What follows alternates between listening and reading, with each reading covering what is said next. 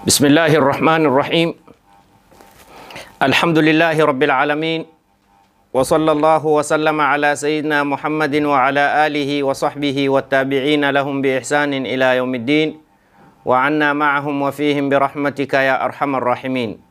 Amma ba'du. Baada ya kumshukuru Mwenyezi Mungu Subhanahu wa Ta'ala na kumtakia rehma na amani mtume wetu Muhammad sallallahu alayhi wa alihi wa sallam,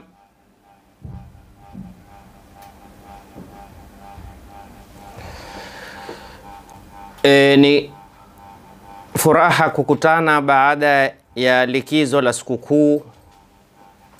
Tumuomba Mwenyezi Mungu Subhanahu wa Ta'ala tutakabalie yale mema tuliyofanya katika zile siku 10 na yale mapungufu Mwenyezi Mungu atatusamehe.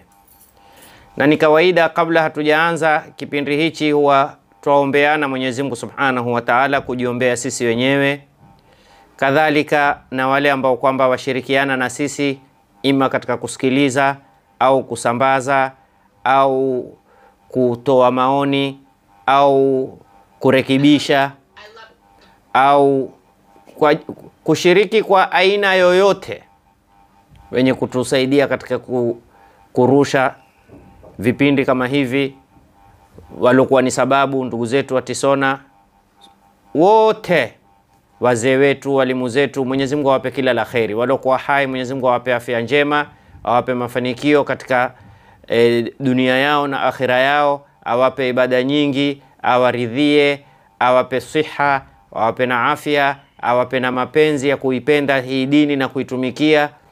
Kadhalika asitupe mtihani katika dini wala katika akili. Wagonjwa Mwenyezi Mungu awape afya na afwa. Waliokuwa na matatizo Mwenyezi Mungu atatatulia matatizo yao. Wenye dhiki Mwenyezi Mungu aondoshe dhiki zao. Wenye haja Mwenyezi Mungu akidhie haja zao. Wasokuwa na kazi Mwenyezi Mungu awape kazi za halali. Na wenye kazi Mwenyezi Mungu awabarikie katika kazi yao. Wenye madeni Mwenyezi Mungu awasahilishie kulipa madeni yao. Waliokuwa hospitalini Mwenyezi Mungu awafanyie sahali. Wasokuwa na wake Mwenyezi Mungu awape wake wema. Wasokuwa na waume Mwenyezi Mungu awape waume wema. Wamezoana Mwenyezi Mungu awape kushikana mpaka khatimishana. Wamezoachana Mwenyezi Mungu alainishe nyoyo zao warejeane. Wamezogombana Mwenyezi Mungu alainishe nyoyo zao wapatane. Walokwenda safari ya hija Mwenyezi Mungu awatakabalie na awakamilishie warudi salama salimini. Walokwenda kumzuru Mtume sallallahu alayhi wa alihi wasallam Mwenyezi Mungu awatakabalie ziara yao.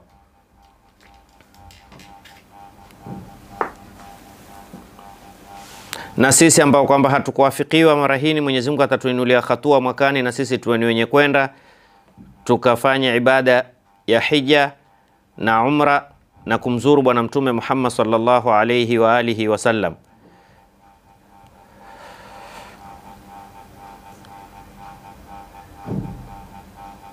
Na wale ambao kwamba walikuwa ni sababu ya sisi leo kutoa madarasa kama haya, wazee wetu, walimu zetu, Mwenyezi Mungu waliokuwa hai Mwenyezi Mungu awape afya na umri mrefu na taa, na waliokufa Mwenyezi Mungu awarahamu, awafikishie thawabu zao, atupe fi dunia hasana wa fil akhirati hasana wa qina adhaban nar. Amin, amin, amin. Tuliingia tukazungumzia katika kipindi chetu masala ya swala. Tukaanza kuanzia namna kujitwahirisha, ambao miskini mimi huwa nasikitika saa nyingine kumuona mtu atakuja kukuambia haswa, ustadhi, mimi nafuatilia sana darasa zako lakini sijaona ukizungumzia masala ya tahara. Mimi nimezungumzia kwenye kipindi hichi. Kuna kipindi cha ndugu zetu waliokuwa wa London tulikifanya kila Jumatatu. Inshallah Mwenyezi Mungu awafikie tukirudi tena kile kipindi. Na kama kuna wengine na wao wataka kufanya kipindi na mimi, sina masharti ni wakati tu. Wala sina malipo. Malipo ni kuniombea Mungu, Mungu anitakabalie.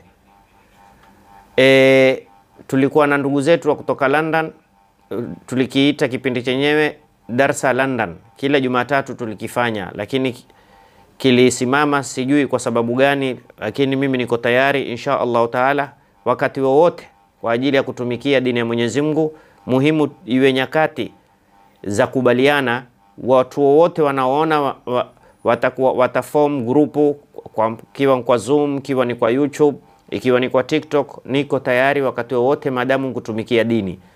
Sitaki masala ya kuingizwa kwenye mizozo wala masala yasokuwa na faida katika jamii wala katika dini yetu. Lakini utumishi wowote niko tayari kutumwa.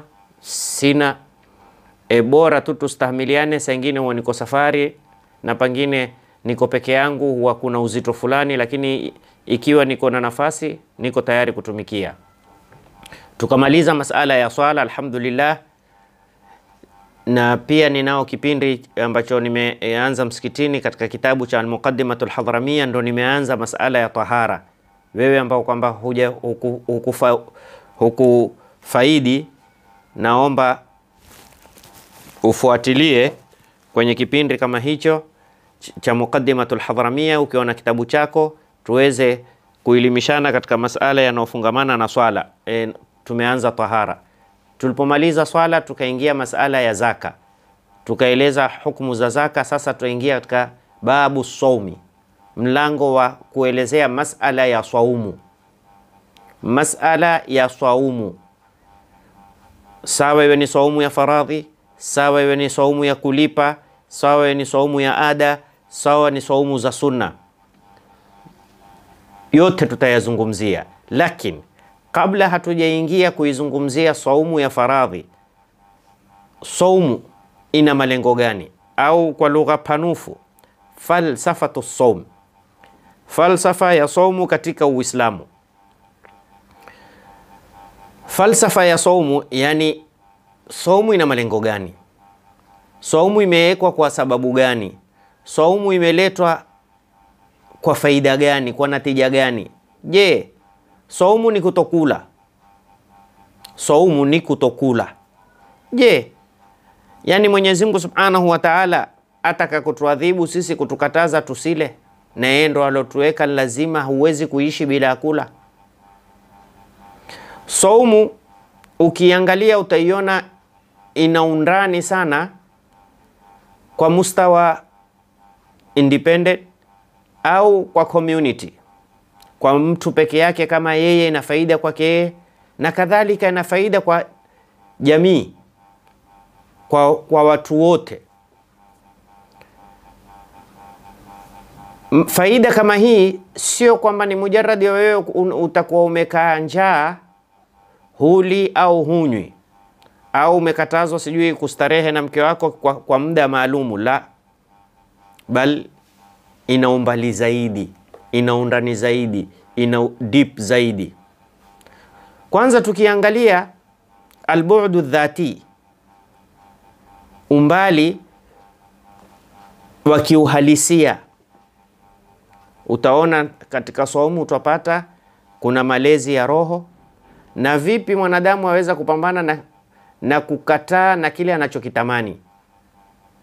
Ikiwa kitu ambacho kwamba ni very important, ni muhimu, kina ahamia ukubwa sana katika qiwamul insan, katika kumjenga mwanadamu, chakula na maji, lakini ukaweza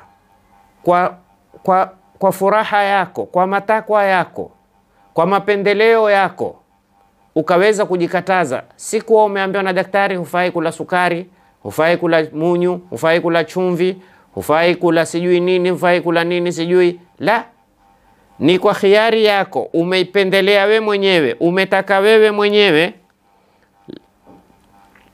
lakini ukaweza kujikataza kwa kujua kwamba mimi nimemwamini Mwenyezi Mungu Subhanahu wa Ta'ala, na Mwenyezi Mungu ndo alosema kutiba alaykumus siyamu kama kutiba ala alladhina min qablikum la'allakum tattaqun. Ni faradhi mufunge, yani ni faradhi musile katika kipindi maalumu. Na mimi nina imani singekatazwa nisile katika kipindi maalumu, ila kuna faida maalumu kwangu mimi nilokatazwa. Faida kama hii anayoijua haswa ni aliyonikataza. Kama yeye aliyonikataza aliniambia mimi kulu min tayyibati ma razaqnakum, kuleni katika kila kizuri nilowaruzuku. Lakini kwa nini muda maalumu akaniwekea nifunge? Kwa hiyo utakuta saumu ni moja katika college, au ni moja katika university, au ni moja katika shule, au ni moja katika chekechea, ya kuweza kujifundisha namna gani waweza kujidhibiti katika baadhi ya mambo. Kwa sababu kila mmoja katika sisi binadamu tulomwamini Mwenyezi Mungu Subhanahu wa Ta'ala, twajifundisha namna gani tutaweza kudhibiti katika matakwa ya kimwili, kama kukaa na njaa, kukaa na kiu, yani kutokunywa maji, kutokuwa na matamaniwa. Fai kutamani. Wakati umefunga wewe usitamani, yani kumtamani mke wako au mke kumtamani mume wake. Na haya yote ya kujikataza usile, usinywe, usimtamani mume wala usimtamani mke, yanapatikana kwa ule unyenyekevu wako wa kumnyenyekea kwa matakwa ya imani uliokuwa nayo, ulomwamini Mola wako Subhanahu wa Ta'ala. Kadhalika utapata katika saumu kuna kuvunja ile makali ya ada au mazoea ya ada na wal istislami liraha. Umezoea fanya hili, fanya hili, fanya hili, kula hichi, kunwa hichi, shikana, fanya romance, fanya tendo la ndoa. Yote haya mkaweza mimi kuyavunja, nikayabroka, nikayaban, nikayakataza, ambao kwamba mambo kama haya yanatia nguvu yale matakwa yako na humjalia mwanadamu aonekane kwamba huyu mwanadamu kweli ni mwanadamu ambaye kwamba hakutawaliwa na kitu ila Mwenyezi Mungu Subhanahu wa Ta'ala. Hakutawaliwa na matamanio yake. Unajua leo utamkuta mtu akwambia bwana mimi I'm free, nina freedom. Kivipi na wewe una freedom ikiwa huwezi kula ila kiliwacho na kina fulani? Kuna watu leo wakisikia baga, huona asipokula chakula kiitwacho baga ataonekana mjinga. Kimuuliza wewe vipi wala baga? Hiyo ndio chakula changu bwana, daily mimi sikosi baga, pizza. Pengine hajui hata faida yake ina umuhimu gani katika mwili. Anaona haya pengine kueleza anakula chakula ambacho kwamba ni lishe bora, sio bora lishe, lishe bora kwa mwili wake. Mwambia sima na wewe zimepitiwa na wakati. Sasa huyu ametawaliwa na matamaniwa. Asipokwenda out kula, akikupika nyumbani, kula nyumbani, anaona huku I'm free bwana, nina pesa, tuanze tu nje. Huyu ametawaliwa na matamaniwa. Sasa mwanadamu pale anapofunga anaonesha wazi kwamba yeye hakutawaliwa na matamaniwa, bali ametawaliwa na Allah Subhanahu wa Ta'ala peke yake. Leo ni wengi tunasema ni waungwana, lakini ukweli wa mambo tumetawaliwa. Hatuwezi kuvaa ila modeli fulani, na lau kapewa modeli fulani ukaambiwa bwana, je, modeli kuvaa namna hini ni vipi? Akwambia huku nkutawaliwa. Mathalan, ala sabili almithali, utakuta baadhi ya wanawake wanaona kujifinika kichwa ni kutawaliwa. Kumbe hajui kujifinika kichwa si kutawaliwa na fikra ya mtu yoyote, la, bali ni kuonesha kwamba mimi niko huru, si kutawaliwa ila na Mwenyezi Mungu Subhanahu wa Ta'ala. Unajua sharia, takalif, pale mambo yoyote ukisikia ni lazima, haifai, jua yanaenda kinyume 100%. Yani wanasema 63 degree, yani inakwenda opposite result baina ya mapendeleo ya mwanadamu na matakwa ya Mwenyezi Mungu Subhanahu wa Ta'ala. Mwenyezi Mungu halazimishi jambo, ila utakuta matakwa ya binadamu alikuwa atakiwa hataki alazimishwe lile. Mwanadamu apenda kumsema mtu, Mwenyezi Mungu akamwambia la, msisemane. Mwanadamu apenda kusengenya, msisengenye. Mwanadamu apenda kula haramu, usile. Sasa Mwanamke ni Mungu amemuumba apenda pambo. Akaambiwa moja katika pambo lake ni kupenda kuonesha nyele. Sasa kwa kuwa Mwenyezi Mungu ameumba, kuna wenye nazo na kuna ambao hawanazo. Kuna ambazo ni za kweli, kuna ambazo kwamba ni original. Si za kweli, ni feki. Sasa Mwenyezi Mungu akamwambia nyoteni jistirini, ili mtu asijulikane ni yupi mwenye nazo na ni yupi ambaye hana, ila na yule ambaye kwamba afaa kumjua. Ndo akaambiwa Mtume sallallahu alaihi wasallam katika Qur'ani awaambie kulli azwajika wa banatika wa nisa'il mu'minina, waambie wake zako na binti zako na wanawake wa Kiislamu, yudnina alaihinna min jalabibihinna, wajifinike vichwa vyao. Kwa nini? Dhalika adna an yu'rafna, jambo dogo ni watajulikana huyu ana heshima. Haimaanishi asojifunika hana heshima, lakini yamaanisha ajifunikao ni alama moja kwa moja kwamba ana heshima, kwa sababu ameheshimu dini, na huwezi kuheshimu dini ikiwa wewe huna heshima. Narudia tena, simaanishi kwa kuwa kila anaacha kichwa wazi hana heshima kwa mafuhumu ya Kiswahili, lakini hana heshima na dini. Mafuhumu ya Kiswahili, mtu asokuwa na heshima ni yule ambaye kwamba yeye kama ni mwanamke ana girlfriend, kama ni ana boyfriend, kama ni mwanamume ana girlfriend. Hawa hawana heshima na dini. Lakini yule kuacha kichwa wazi tu, hata kama ameolewa, ni alama hana heshima na dini. Sasa kuonesha mwanamke ana heshima na dini ni kujifunika kichwa, kwa sababu Mwenyezi Mungu asemaje? Dhalika adna an yu'rafna, na ukijulikana wewe una heshima, fala yudhaina, huwezi kuvundiwa heshima.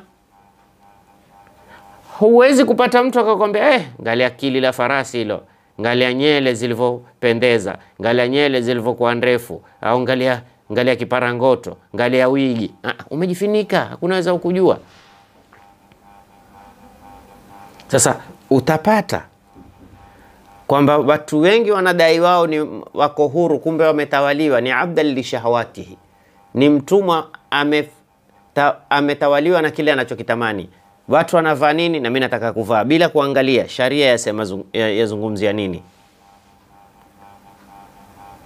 Watu wala nini, watu watembea namna gani, watu wajiacha wazi kiasi gani. Kisha yeye anajiita mimi ni huru. Kuwa huru ni kuwa huru na matamaniwa. Kuwa huru ni kuwa huru na kila kisofaa ukaweza kujimiliki, ukasema mimi hichi sikitaki. Lakini ni wingi washindwa hapo. Watu weka makucha na yata kuweka makucha. Alokuambia ni sunna ya nani? Sasa umetawaliwa. Nyele pia huwezi kukata mpaka design ya mtu fulani. Kusmile, mpaka kuzungumza kuna wengine hawawezi. Ye ataka kile ambacho kwamba kiko kwenye soko ndio yeye, bila namna hiyo hawezi. Sasa moja katika faida za saumu ni unapofunga wewe ukajikataza na kile unachokitamani, waonesha kwamba wewe ni abdan lillah, laisa abdan li shahwatik. Ni mtumwa wa Mwenyezi Mungu, si mtumwa wa matamanio yako. Chakula mbele yako, maji haya baridi, juice, soda, sijui nini, lakini la, sitaki.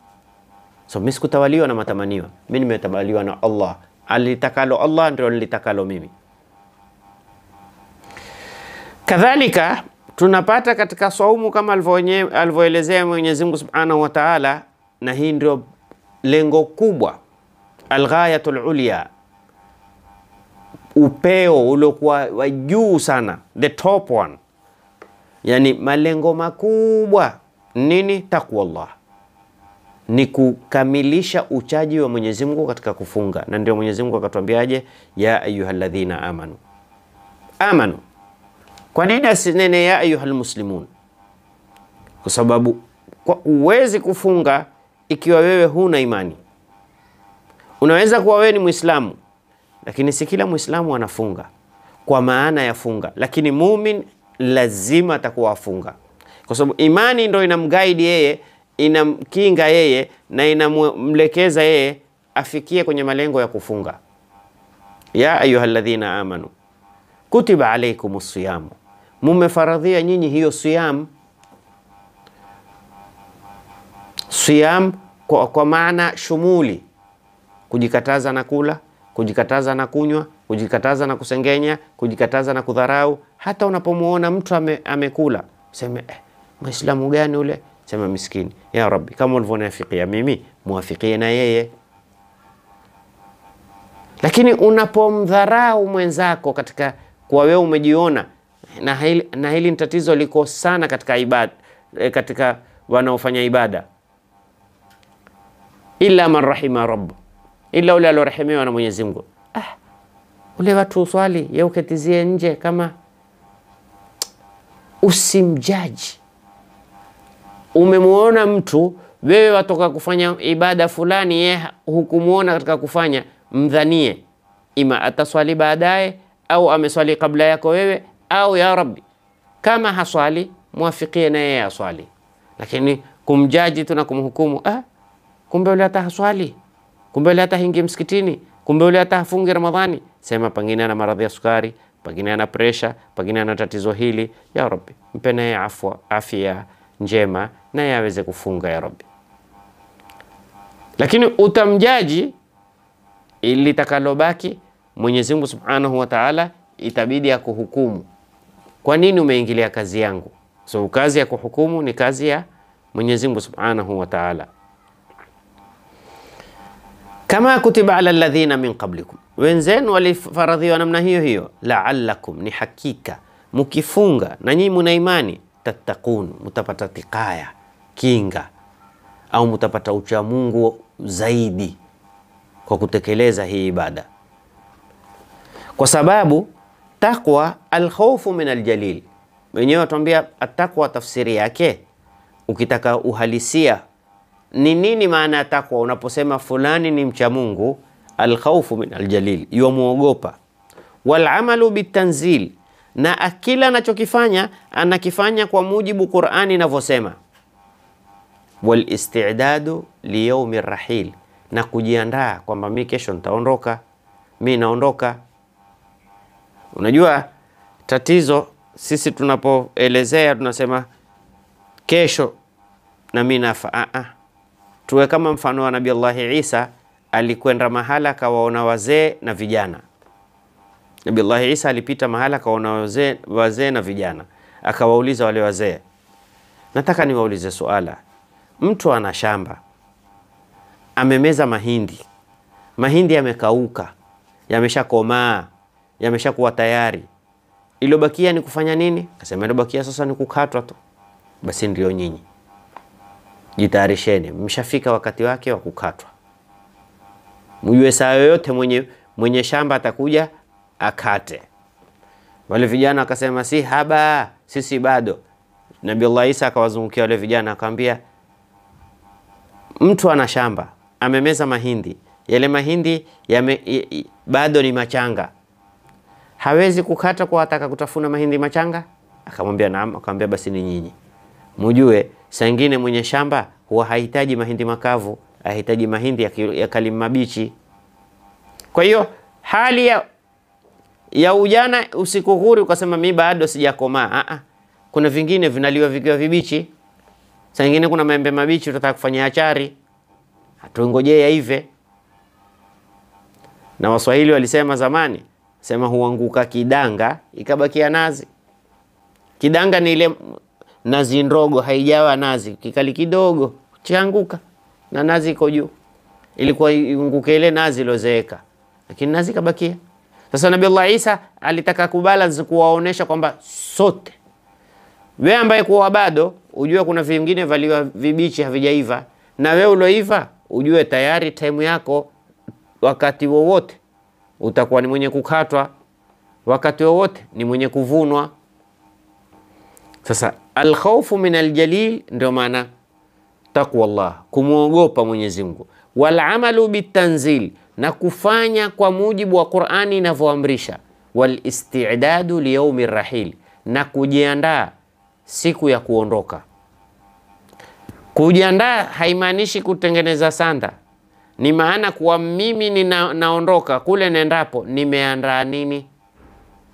Kawaida leo mtu kiwa yuasafiri, yuenda nchi yoyote, atataka kujua currency ya kule inatumika vipi, na rate yake iko vipi, na exchange yake ni vipi, hoteli atashukia hoteli gani. Yoyote anayejua mipango ya safari, ana booked kuanzia hapa kila kitu. Ukimuuliza vipi bwana, nishabuki hoteli, nishabuki taxi, nishabuki.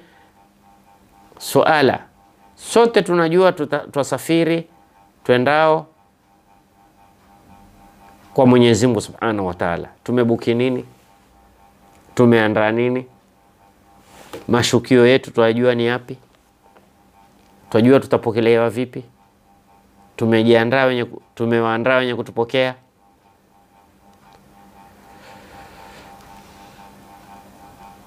Sasa la'allakum tattaqun, at-taqwa ni kumwogopa Mwenyezi Mungu, na almuraqabatu daima lahu.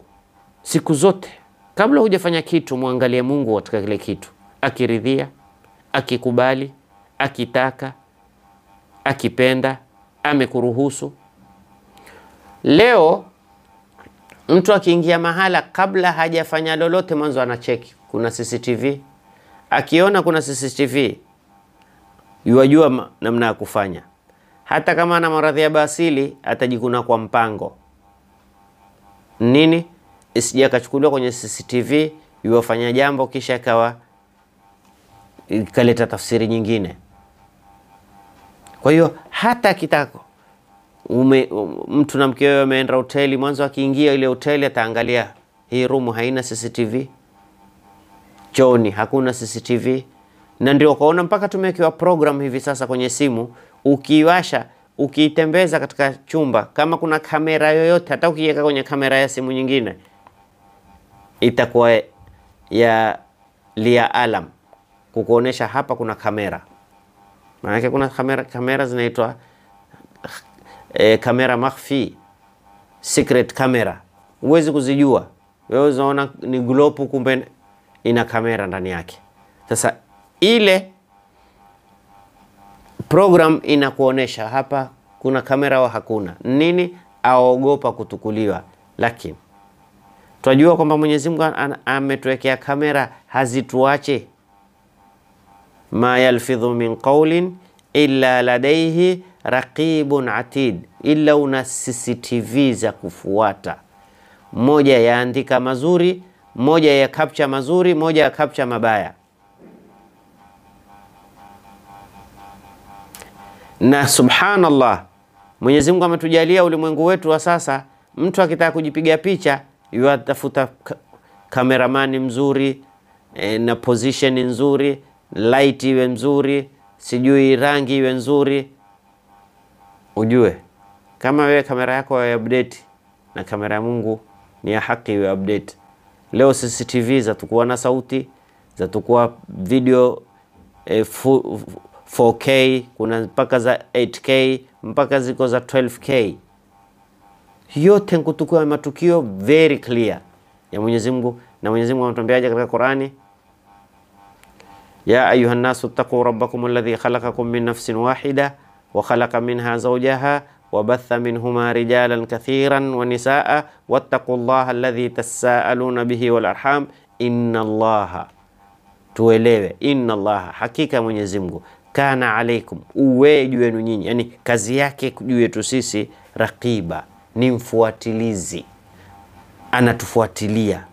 Yuraqibuna, muraqaba ni yani ni kukisimamia jambo kwa kufuatilia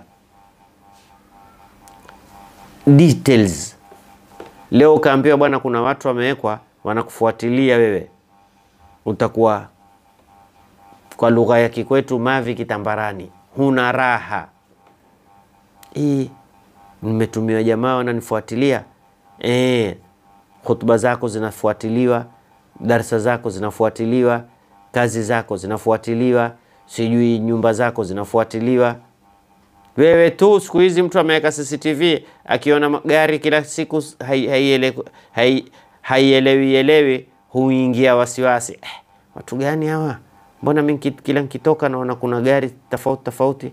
imepaki hapa, kina nani hawa, mbona nafuatiliwa hivi, kuna nini?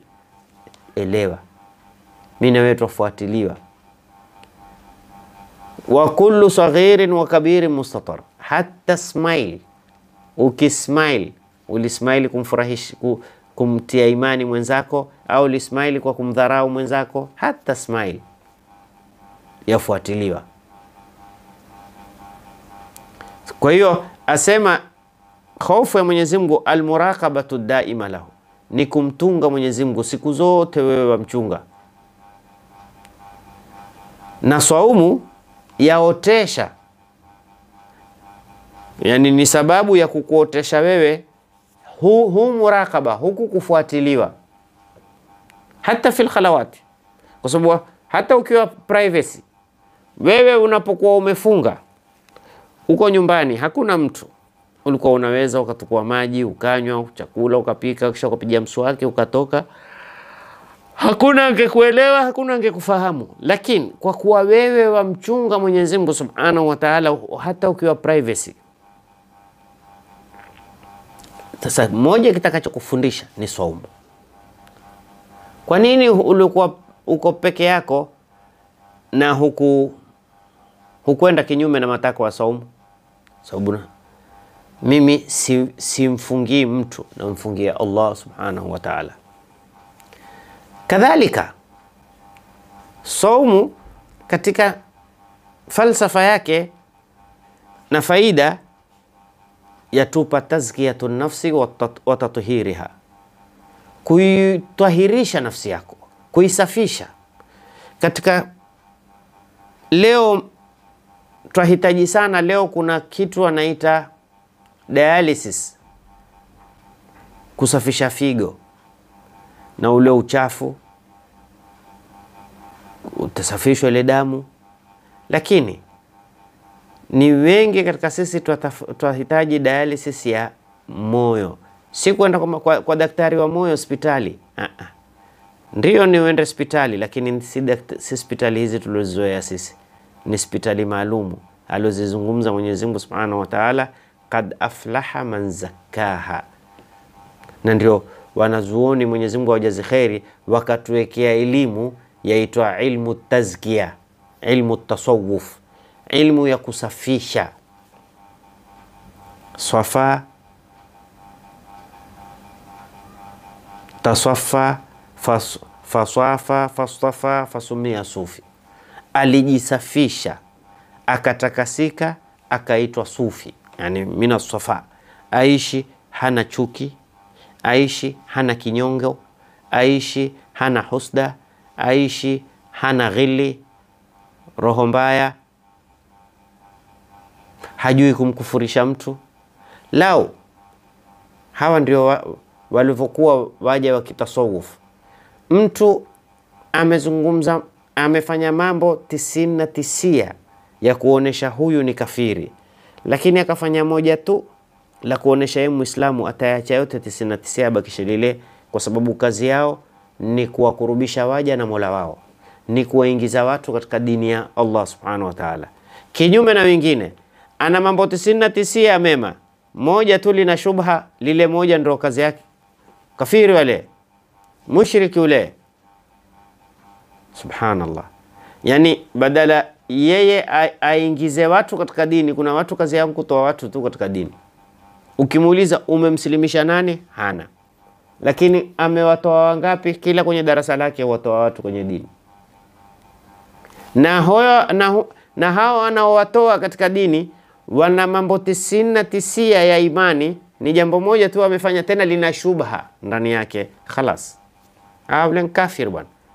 Ule haifai kusali msikiti wake, ule haifai kusikiliza darasa lake, ule haifai. Subhanallah.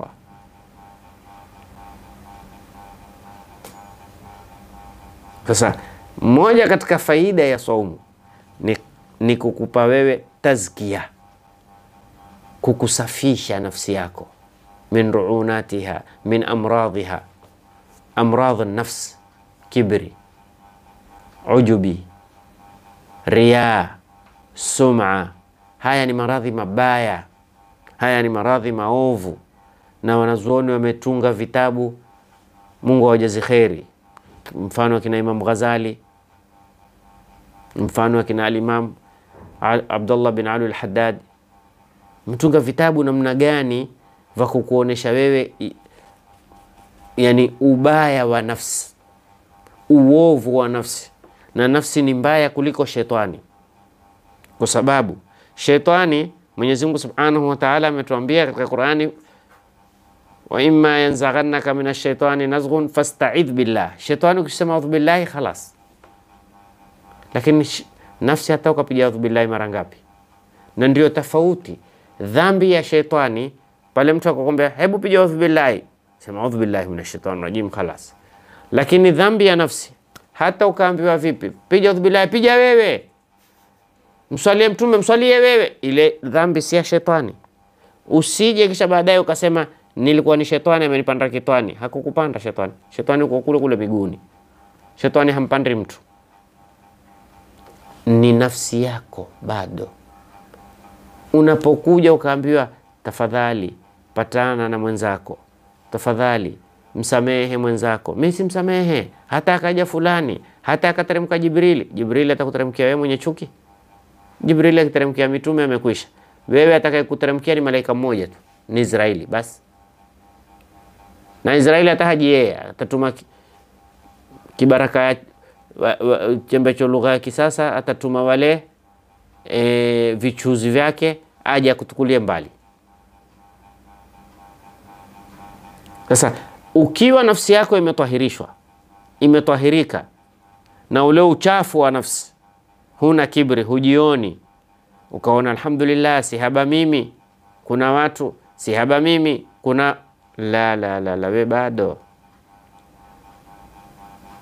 Mwenye alotahirika nafsi yake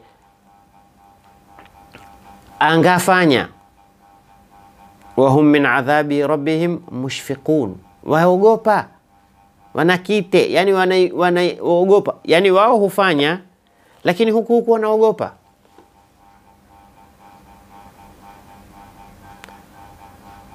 Wa qulubuhum wajila, nyoyo zao zina wasiwasi, zababaika. Je, niloyafanya yametakabaliwa? Mwangalie Hatimu Tai, asema mimi nikiswali na muweka Mola mbele yangu, Israeli nyuma yangu, pepo kuliani, moto kushotani, sirati iko chini ya miguu yangu. Nikafunga swala, nikaswali hali ya kuwa najua Mungu uko mbele yangu, Israeli uko nyuma yangu, moto kwa kushotoni, pepo kulia, sirati iko chini. Nikatimiza rukuu, nikatimiza sujudu, na nikipiga salamu, sijui Mungu amenitakabalia au amenirudishia swala kama hiyo. Angalia namna gani watu walivyokuwa wakimwogopa Mwenyezi Mungu Subhanahu wa Ta'ala. Vipi hali yao?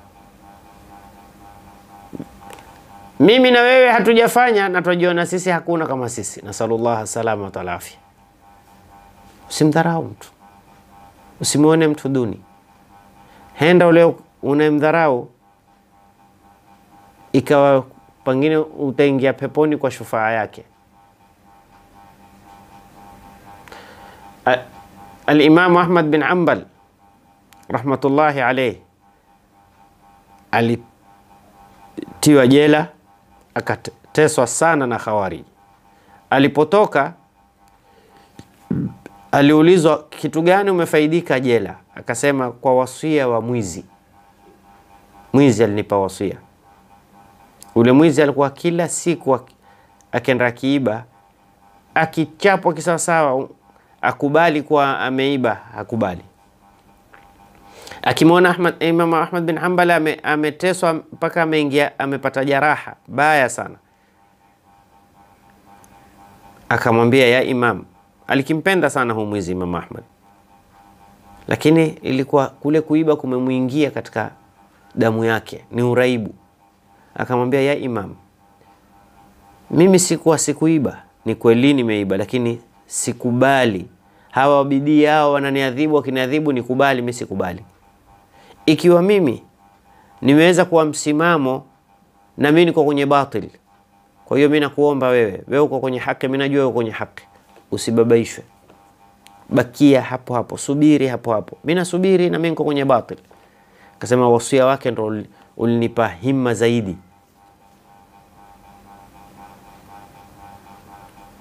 Unaona? Kama mtu mwizi huyu bwana, hakuna kumdharau mtu, waweza ukafaidika.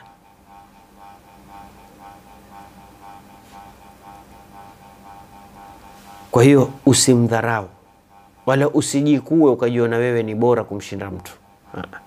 Mimi alhamdulillah, mimi natoa mawaidha, mimi natoa darasa, mimi nasomesha, mimi nafundisha, mimi najenga misikiti, mimi najenga madrasa, mimi nafanya hili, mimi nafanya lile. La.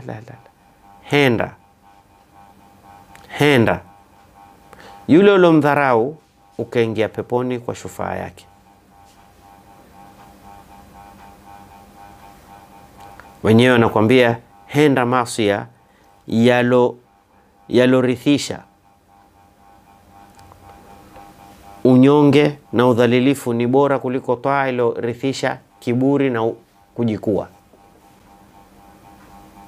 Wakati wa Nabii Allah Musa alayhi wa ala nabiyina afdhalus salatu wassalam, kulikuwa na ndugu wawili. Mmoja hakosi swala kwa jamaa, mmoja hakosi kila ibada yupo, kila kikao cha Nabii Allah Musa hakosekani, na mmoja hatoki kwenye mkahawa, yani hatoki baa, shizi saa zote, masaa 24 yeye utamkuta amekunywa, lile tembo limeanza kichwani mpaka miguuni, limemshika mpaka miguu, haiwezi kusimama. Yule ndugu yake siku moja akamwambia, wewe sidhani kama Mungu atakusamehe. Mwenyezi Mungu akampelekea Nabii Allah Musa wahi, akamwambia, mwambie yule, kwa nini aniingilie kazi yangu? Kwani kazi ya kusamehe yake au ni yangu? Kwa nini kumhukumu mwenzake? Basi waambie falyanistanifa min al-amal, yule alolewa nimemsamehe madhambi yake yote, na huyu alokuwa akifanya ibada nimemwangushia thawabu zote. Kwa jeuri, kwa kujiona, waanze upya sasa, ngoma draw. Na hatari. Sasa moja katika faida na natija na uzuri wa saumu ni kwamba saumu tazkiyatun nafsi wa tathhiriha, huitakasa nafsi, huisafisha nafsi. Qad aflaha man zakkaha wa qad khaba man dassaha. Ima nafsi yako uitahirishe, uisafishe, au uichafue zaidi. Nasallallahu salama wa afya. Na waweza kuwa wewe ni sheikh, ni mwalimu kwa nadharia ya baadhi ya watu, lakini nadharia ya kuwa wewe ukiwa ni mkweli, kabla kuja kukubali kuitwa shekhe, yataka ujiangalie. Huna kibri, huna ujubi, hujioni, hujikui, hujibagui. Kwa nini tataannaf au tataaffaf, wawa mzito, waona ugumu kusamehe, kupatana? Ukimwona shekhe wakati unapomzungumzia apatane na mtu, mwambia mimi siwezi kupatana naye. Unapomwambia msamehe fulani, mimi siwezi kumsamehe. Huyo huitwa shekhe kilugha tu, lakini hafai kuitwa shekhe kidini. Anasema wenyewe, laysa alfutuwa man yudkhilu man asaa ilayhi aljannata ba'da dukhulihi. Sio ushupavu, ufahali, uume, uchamungu kuwatia peponi walomkosea baada ya kuingia, lakini ni yule ambaye hatoingia peponi mpaka amuingize alomkosea, kuhakikisha kila alonikosea mwanzo ameingia yeye peponi. Na hii inakuja kwa maana kuwasamehe, haondoki na yeye ana chuki na mtu. Na ndio kaona Mtume sallallahu alaihi wa alihi wasallam alikataa kuletewa habari fulani kadhaa fulani kadhaa, akamwambia niacheni niondoke na mimi hali ya kuwasalimu sadri ana ashabi, kifua changu kimetakasika, sina kinyongo na masahaba zangu. simchukii katika sahaba yoyote. Haya ndio alikuwa matakwa ya Mtume sallallahu alaihi wasallam. Jiulize wewe utakayekufa na wewe umchukia Sayyidina Abubakar na Sayyidina Umar na Sayyidina Uthman, sijui enda kuona na nani? Sijui. Mtume sallallahu alaihi wasallam alitaka aondoke na yeye hana kinyongo na mtu. Wewe wafa na kinyongo na maswahaba? La ilaha illa Allah. Hewa tarajia uzuri gani wewe? Tarajia ufe na wewe salimu sadr. Na ndio kaona Mwenyezi Mungu Subhanahu wa Ta'ala atuelezea hikayatan an Nabii Allah Ibrahim. Alimuomba Mwenyezi Mungu, wala tukhzuni yawma yub'athun. Usinipe khizaya. Usinipe udhalilifu. Usinipe unyonge. Siku watu watakao kufufuliwa. Nisiwe mnyonge kwa kumuona mtoto wangu, kumuona ukhti yangu, kwa kumuona mzee wangu, kwa kumuona rafiki yangu wako kwenye hali mbaya. Hiyo siku iko na hali gani? Sema yauma la yanfa'u malun wala banun. Siku mali uliokuwa nayo hayatakuwa na faida. Sababu mali ni leo uliyofanyia kazi kabla ya wewe hujaondoka, ukamregeshea mwenyewe, ukamfanyia mwenyewe mambo yake. Yoyote mwenye mali asipoyatumia kwa ajili ya kumtumikia mwenye mali ni Mwenyezi Mungu Subhanahu wa Ta'ala. Ataakum min mali la, mali mwenyewe Mwenyezi Mungu ameita mali yake yeye. Atuhum min mali alladhi ataakum, wapeni kwa yale mali ambayo Mwenyezi Mungu amewapa. Mungu ametupa na sisi tuwape. Mtu ana miaka 60 bado bakhili. Miaka 60 wewe bado bakhili, bado waogopa kutoa. Subhanallah. Bado waogopa kufanya khairi. Huna sadaka tunjaria hata moja. Bado wewe miaka 60. Usiseme 65, usiseme 70, usiseme 80. La ilaha illallah. Waona bado mali yako wewe. Utampa lini mwenyewe hayo mali? Akuwekee. Subhanallah. Subhanallah. Mpe akuwekee. Sasa Nabii Allah Ibrahim asema yauma la yanfa'u malun wala banun. Ikiwa watoto ndo kitu cha kwanza wapambana kwa ajili ya wazazi, pia hatakufaa. Watoto hatakufaa. Lakini kiko kitakachokufaa. Kipi hicho? Swala nyingi, swala ni muhimu. Saumu nyingi, saumu ni muhimu. Zaka nyingi, zaka ni muhimu. Hija nyingi, hija ni muhimu. Lakini hizi zote, mawaidha mingi, darasa nyingi, kujenga kwingi kwa misikiti na nyumba za maskini ni muhimu. Lakini hizi zote haziwezi kuwa zawak illa man atallaha biqalbin salim. Shati ile kadi yako inaweza kuwa kadi inayo pesa lakini imescratch. Ukila ukiitia kwenye ATM haisomi. Hatutakwambia makosa huna pesa kwa akaunti. Unazo. Lakini kadi si nzima.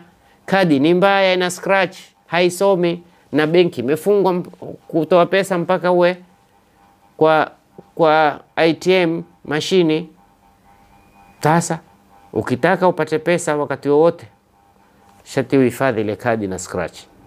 Na wewe ukitaka upate kila kitu chako kiwe perfect, hifadhi moyo wako. Illa man atallaha biqalbin salim, moyo uliosalimika na chuki na kinyongo na kuchukia na kubagua na kujiona na kujigamba na kutokuwa na maradhi ya kudharau watu. Sasa saumu ni moja yenye kutahirisha na tabia zilokuwa mbaya kama hasadi, kibri, kughushi. Kadhalika saumu ya kufundisha wewe na kukuzoesha wewe kuwa na subra. Kama umeweza kusubiri kuanzia saa 11 mpaka saa 12 ya jioni, umesubiri kula, fanya lolote, Saumu itakupa kusubiri katika haramu, kusubiri katika mabaya, kusubiri katika machafu, kusubiri kutokana na maovu. Warahma, kadhalika saumu itakufundisha kuwa unasikitiko. Tujisikitikie wewe.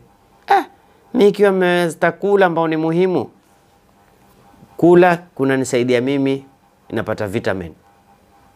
Napata sijui baada ya vitamin sijui kuna nini tena mtu atakana awe nacho. Vitamin damu lazima awe nayo, sijui awe na nini tena. Yani zitu ambazo kwamba wewe watakikana uwe na damu, uwe na maji mwilini, uwe na afya nzuri. Je, nikiwa meata hizi za kunipa mimi vitamin, kwa nini nishindwe kuacha ambazo hazinipi vitamin, hazijengi mwili hata? Hebu kuna mtu akakosema mimi leo sisikii kula. Kwa nini? Mmesengenya hapa, mmesikia kushiba. Au mtu mwambie bwana leo hatukupika chai, tutakaa tusengenye tu. Akwambia mimi kitu kitaniuma bwana, lazima mpate chai, bila chai kitu. Sasa umeweza kukuata kile ambacho kitu ukikikosa utaumwa na kichwa. Kwa nini usiweze kukikosa kitu ambacho kwamba ukikikosa hutaumwa na chochote, hata licha kichwa, hata kucha haikuumi? Ni nani ambaye kwamba amepelekwa hospitali mgonjwa, hana raha, hana nguvu, hana afya, taabani, yuaendesha, yuatapisha nini, hajasengenya? Hakuna. Sasa ikiwa saumu imekufundisha wewe kusubiri na kitu ambacho kwamba ni muhimu kwa mwili wako, ni muhimu kwa afya yako, ni muhimu kwa maisha yako, kwa nini ushindwe usubiri kwa kitu ambacho kwamba si muhimu kwa afya yako, si muhimu kwa mwili wako, si muhimu kwa akili yako? Rahma, kusikitikiana. Mimi nilikuwa nina uwezo wa kula, lakini nikasubiri, nikaacha kula. Lakini nijue magharibi itafika, mimi ninao uwezo wa kupata chakula. Je, kuna watu na magharibi pia itawadhinia na wao wamefunga. Kwa nini? Hawana chakula. Vipi utawarehemu, utawasikitikia watu kama hawa? Wasidq, kuwa mkweli ya kufundisha. Kwa sababu unaogopa kuongopea, sababu utaharibu saumu. Sasa ikiwa wewe mimi siwezi kusema urongo kwa sababu itaharibu saumu, kwa nini sema urongo itaharibu imani? Kwa sababu Mtume sallallahu alayhi wa alihi wasallam asema katika hadithi, wa inna rajula la yasduqu, mtu huzungumza ukweli, wa yataharra sidqa, na akachagua katika kila jambo lake awe mkweli, hata yuktaba inda Allahi siddiqa, mpaka kwa Mwenyezi Mungu andikwe huyu mtu ni mkweli. Kwa nini? Kwa sababu alichagua ukweli. Ikawa ukweli ndio itakuwa ndio story yake, ukweli ndio itakuwa ni maelezo yake, ukweli ndio itakuwa nini, ndio nembo yake. Wa yataharra sidqa, na akawa atazungumzia ukweli, kila kitu chake ni ukweli. Sasa ikiwa mimi niliweza kujifundisha kuwa mkweli kwa sababu naogopa kusema uongo, nitaharibu saumu yangu. Nikisema uongo nitaharibu saumu. Kwa hiyo saumu imenifundisha mimi kuwa mkweli, sasa nitaendelea kuwa mkweli hata kama sikufunga.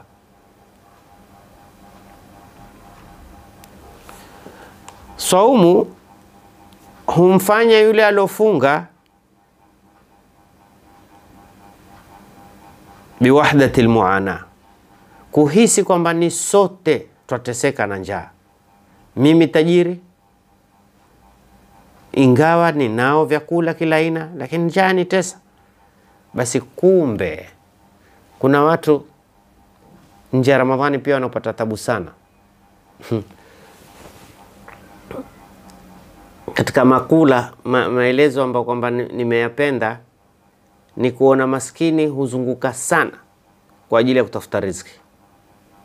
Walipokuwa matajiri hawakuwapunguzia ule mzunguko, Mungu akawatesa na wao. Wamekuwa na matajiri, wewe ukienda asubuhi utawaona huzunguka sana kwa kupunguza mwili. Ile shibe wale iliwazungusha ni njaa, watafuta kula. Hawa Mungu amewapa kula wakasahau kwa wenzao. Mungu amewajalia ile njaa, sasa wamekuwa wabidi mazoezi asubuhi. Mbio mbio mbio. Zunguka kama una tajiri, hutembea kwa miguu, ukimuuliza nini? Nafanya mazoezi. Nini? Naeka mwili fiti. Sikuwa weka mwili fiti. Vyakula vimezidi tumboni, bidi lazima na wewe uteseke utembee. Wa ila utajiharibia afya yako. Mungu amemjalia huyu hatembei kwa kuteseka, atembea kwa kutafuta riziki. Na wewe watembea kwa kupunguza ile riziki uliyoiongeza ndani ya mwili wako. Lakini tajiri yoyote, mwenye uwezo wowote, ikiwa atakula kwa mpango na kuangalia wasiokuwa na uwezo kula akawalisha, basi nahnu qaumun la naakula hatta najua wa idha akalna la nashba. Sisi ni watu tunahitaji madaktari, sababu tukila tuna mpangilio maalum. Tukila hatutakani, hatushibi mpaka yani shibe ikatutoa kwenye mizani. Kwa hiyo mmoja katika saumu faida zake yatuonesha sisi biwahdatil muana, kwamba ni sote tutateseka na njaa, sote tutateseka na kukosa maji. Leo wewe haya maji unaokunywa ukasema mbona yana chumvi chumvi, mwenzako Mfalastini atamani umpelekee na yeye. Hayo semao yameanza kuharibika. Huoni haya, hatuoni haya sisi. Unaposema wewe uniletea mimi maji moto, ukamwagia mtu kwenye uso, letee maji baridi, tena kama kuna na ice cube weka ndani, taka maji baridi. Mwenzako yale unayomwaga unakayachezea, yeye hatamani. Ajalallahu lahum bil faraji. Mwenyezi Mungu awafarijie haraka sana. Mwenyezi Mungu awalete faraji ya haraka inshallah.